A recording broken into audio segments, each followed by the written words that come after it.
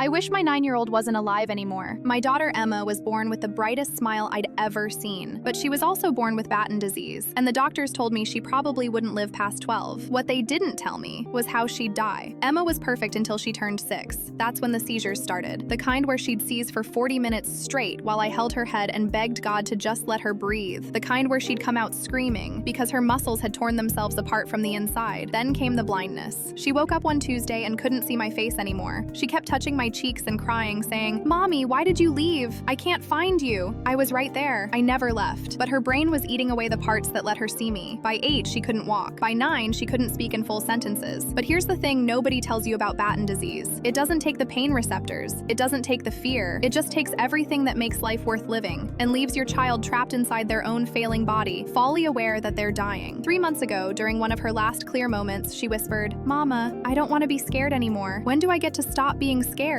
I didn't have an answer, because the truth is, she doesn't get to stop. Not for another year, maybe 2. She gets to spend that time having dozens of seizures a day, choking on her own saliva, crying out in pain from muscle spasms, and I get to watch. Last month, I asked her neurologist how much she understood. He said, cognitively, she's still mostly there. She knows she's dying. She just can't tell you anymore. I started researching end-of-life options. Every single one said the same thing. She's not terminal enough yet. We can't help with comfort measures that might hasten death, even if she's suffering, even if she's terrified. 2 weeks ago, she had a seizure that lasted 58 minutes. When it stopped, she couldn't move for 3 hours. She just lay there with tears running down her face, and I knew she was trapped inside, fully aware, completely terrified. That night, I prayed for the first time in years. But I didn't pray for a miracle. I prayed that she would go to sleep and not wake up, that she'd slip away peacefully instead of drowning in her own body for another year. I called her doctor the next morning and said it out loud. I wish my daughter would die, soon, peacefully, before it gets worse. There was this long silence, and then he said, "Mrs. Chen, that's not a wish, that's mercy. And I'm sorry we live in a world where you have to wish it instead of me being able to give it to her." He helped me get into a hospice program. The hospice nurse looked at me and said, "I'm going to make sure she's comfortable as possible. Do you understand what I'm saying?" I understood. When the time came, they wouldn't intervene to prolong it. They'd keep her sedated and pain-free and let nature take its course. Emma died 4 days ago. She had a seizure in her sleep and her heart just stopped. The hospice nurse told me it was probably peaceful, that she didn't wake up, that the sedation meant she didn't feel afraid. At her funeral, someone told me, "At least she's not suffering anymore," and I wanted to scream, because yes, she's not suffering. But I spent 9 years watching my daughter slowly disappear, and the only mercy we could offer was hoping she'd die fast when the time came. I loved my daughter more than anything in this world, and I wished for her death every single day for the last year of her life. If that makes me a monster, fine. But I was a monster who would have given anything to take her pain instead of just watching her endure it. The hardest part? I don't regret wishing it. I only regret that wishing was all I was allowed to do.